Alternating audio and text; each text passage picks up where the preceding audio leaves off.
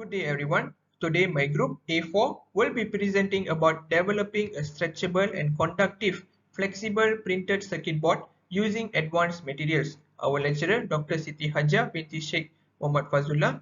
I would like to introduce my group mates Rendran Al-Laki Chandran, which is me, Muhammad Faiz Izzuddin bin Uthman, Muhammad Arif Imran bin Muhammad Fazil, Muhammad Hafizuddin bin Mahad, Mahishan Al-Laki Rabi, Muhammad Saiful Zohairi bin Rahman.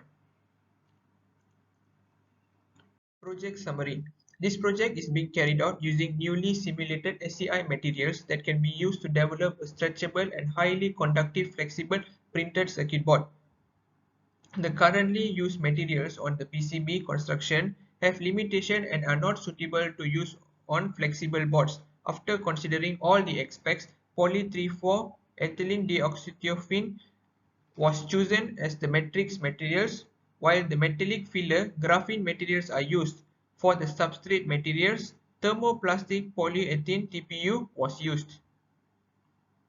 Problem statement. At present, the ability to bend flexible printed circuit boards still present as a key challenge to manufacture it. Considering that the flexibility of materials varies between one material and others, it is critical to choose a highly flexible material for manufacturing flexible PCB. In addition, interconnect materials also contribute in producing quick and sensitive PCB. Therefore, highly conductive materials should be selected to fulfill the least requirements of the system. In line with the key challenges as highlighted above, a systematic investigation is required to analyze the behavior, degree of flexibility and conductivity of materials in order to understand the challenge faced to manufacture flexible PCB and overcome it.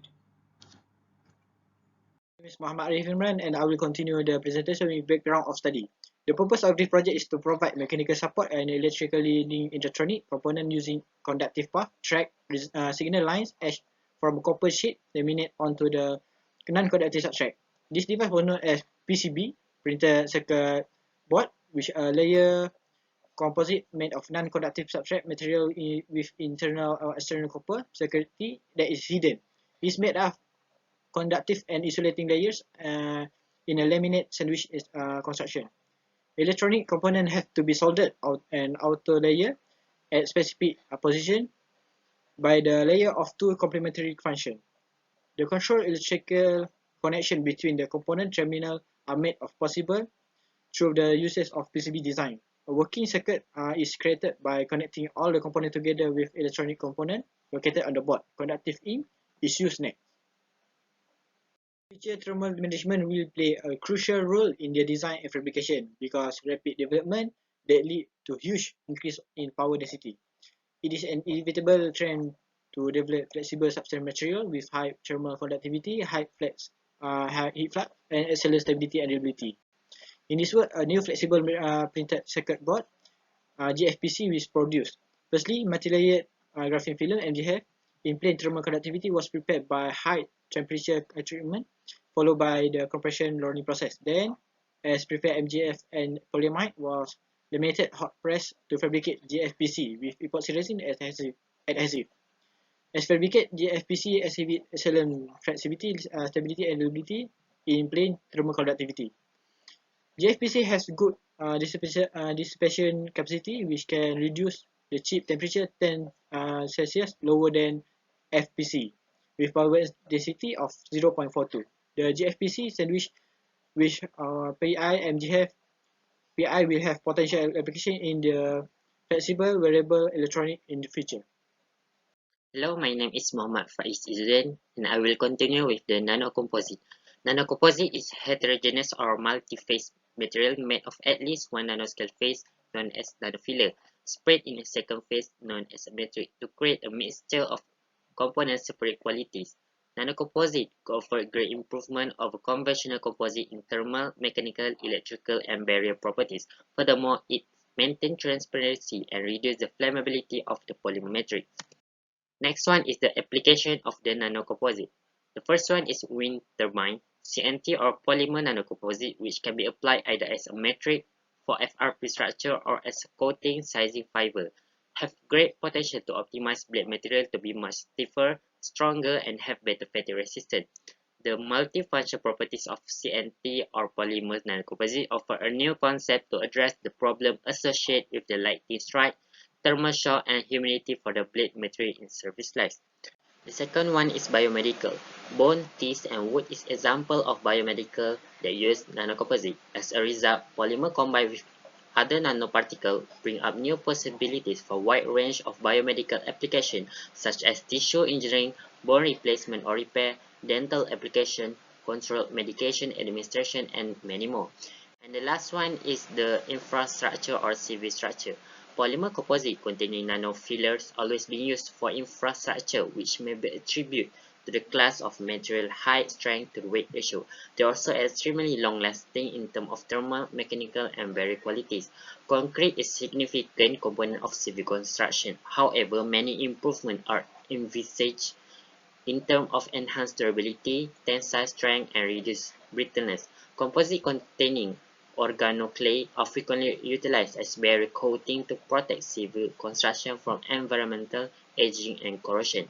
An epoxy polymer covering containing nanoceramic filler might protect concrete structure from UV radiation, pollution, and degradation.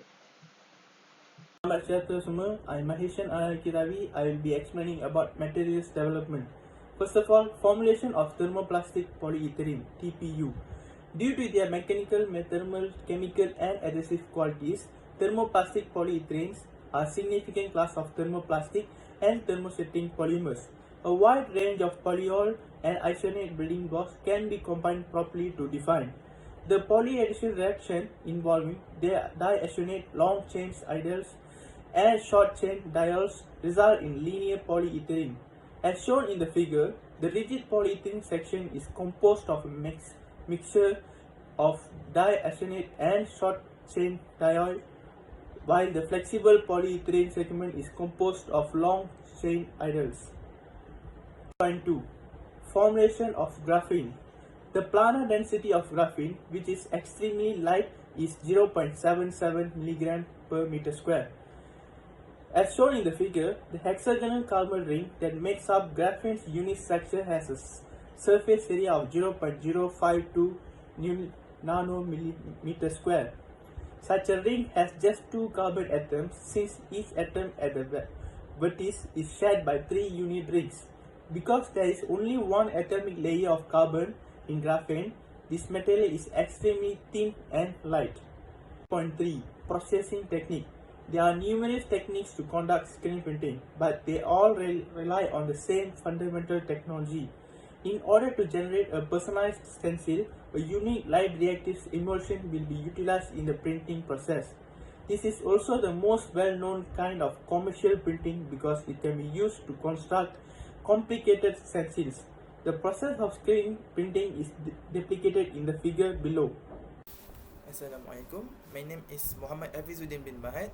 So I will continue our presentation about materials characterization. So there are 3 main materials that we need to be considered in order to create a good PCB board.